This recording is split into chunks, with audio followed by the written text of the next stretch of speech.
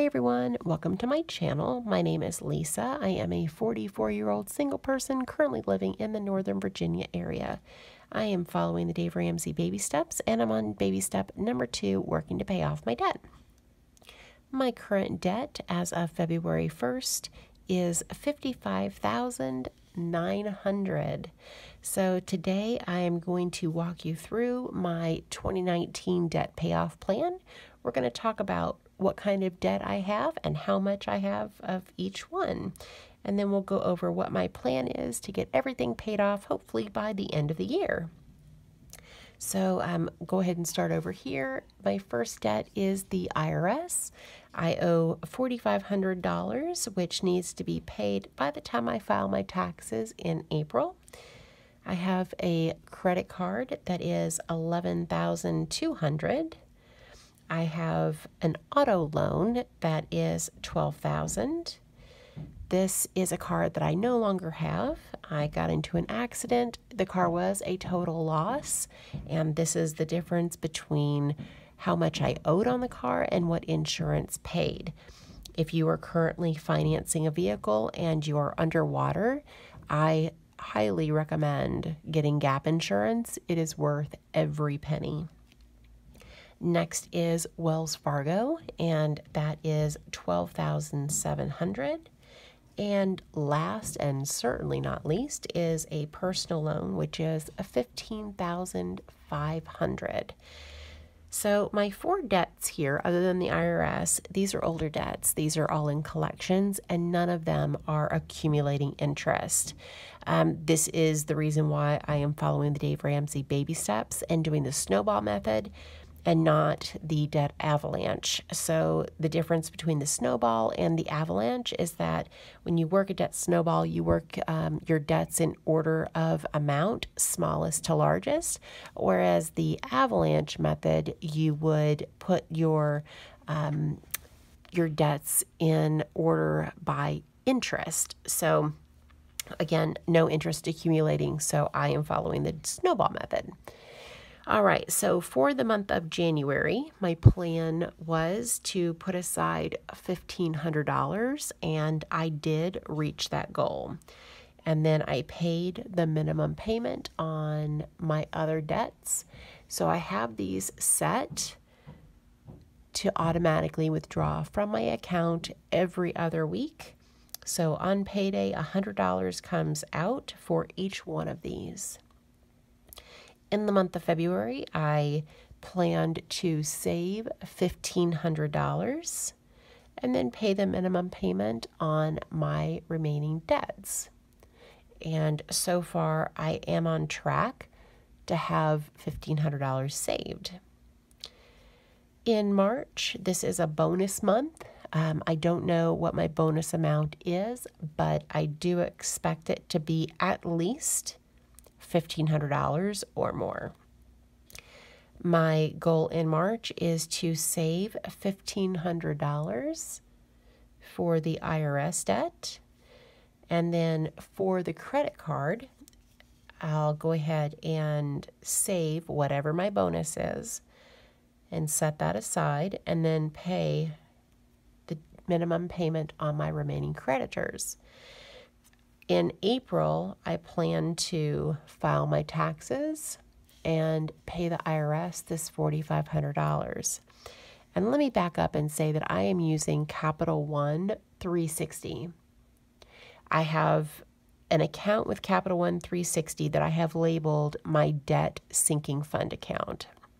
So this money that I'm setting aside is going into that Capital One account.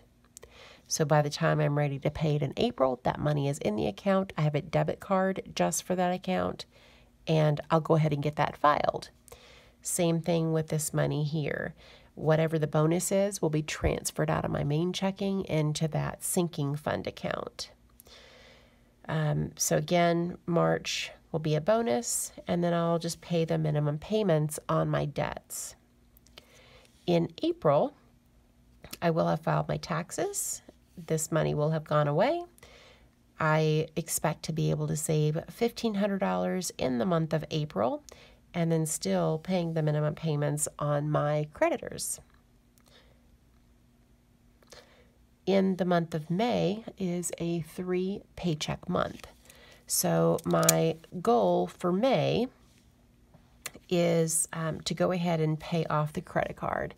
It may be a little premature to, guesstimate what my bonus is, but, I think it might be between $1,500 and $3,000. It's just a guess, but even if my bonus isn't as much as I hoped it would be, I'll still be able to take some of the money from this May check and still pay this debt off in May. So again, I'm making my minimum payments. So as this money is accumulating, I'm going to call this creditor, this credit card company, and say, look, I know that I owe you. At this time, it will be, what is that, $10,600, I think. I'll owe you $10,600, but I have $4,500 in cash. Will you take that as payment in full? I expect that this creditor is going to say, yes, I will take a lump sum of $4,500 if you will pay it today, whatever day that is. I will ask them to send me something in writing stating that the debt will be considered paid in full when I pay $4,500. So that should occur in May. Also in May, I'll have set aside $3,000 and then also making the minimum payment on these remaining creditors. Next, in June, I expect to be able to save $1,500 and then still making my minimum payments. In July, I will have saved $4,500. I'm going to call my creditor that has the auto loan and say, look, creditor, I know I owe you 10,000, whatever it is. I didn't do the math on that, but whatever the total is, I have $4,500. Will you take that as payment in full?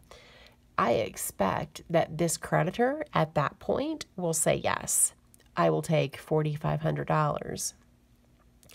So again, I will ask them to send me something in writing to that effect. Once I receive it, then I will go ahead and pay the $4,500 on this loan, and that'll satisfy that debt. I will put $1,500 in savings and then also expect to still make the minimum payment on these two remaining creditors. In the month of August, I expect to save $1,500 and again save $200 or pay $200 minimum payment on these two remaining creditors. Same thing in September. I'm going to set aside $1,500 and pay the minimum payment on these two. The 1st of October, I'm going to call Wells Fargo, whoever purchased that loan, and say, look, I have $4,500. Will you take that as payment in full? I expect by the time I get to October and I have made all of these payments that I'm going to be at a point on this loan where I'm going to be at 40% again, and $4,500 is going to be enough to where this creditor is going to settle this debt with me. Again, I'm going to ask them to put it in writing. I'm going to receive it, and then once I do, I'm going to make that payment, and that's going to take care of that debt. Last but certainly not least, in October, I'm only going to have one debt left. I expect to save $1,500. November is a 3 paycheck month, so I expect to have $3,000 saved that month. So the 1st of December, I'm going to call this creditor and say, look, will you take $4,500 as payment in full? By the time I've made all these payments, I expect that this creditor is going to say, yes, I will accept that in full. And again, I'm going to say, send it to me in writing. Once I receive it, I will pay that. And then by this time, I will have enough funds in the month of December to cash flow my Christmas. So I'm not going to put any more money towards gifts. I'm going to cut back on all of my sinking funds so I can make this plan happen. So I hope that explains clearly what my plan is, but let me just go over the highlights. I'm going to be making my minimum monthly payments on all of my debts throughout this whole process. I'm going to be saving chunks of money and putting it into a Capital One 360 account until I'm ready to make an offer on that debt. I'm going to ask the creditor to send me something in writing stating that they will take whatever amount it is as payment in full. And only after I receive that letter will I make the payment. And then I'm going to do that with each one of my creditors until I'm done. Again, because I am paying less than what I owe, there is going to be a tax liability. So I am anticipating that I'm going to have about $20,000 reported by these creditors as ordinary income that I am going to have to pay in April of 2020 on this year's income. So if you decide to do something similar, make sure that you are prepared and that you look at the tax laws. So I hope that you found this helpful, and I hope this helps to explain what my plan is. And thank you so much for watching. I really appreciate it. You guys have a great rest of the day or night, wherever you're at. Bye.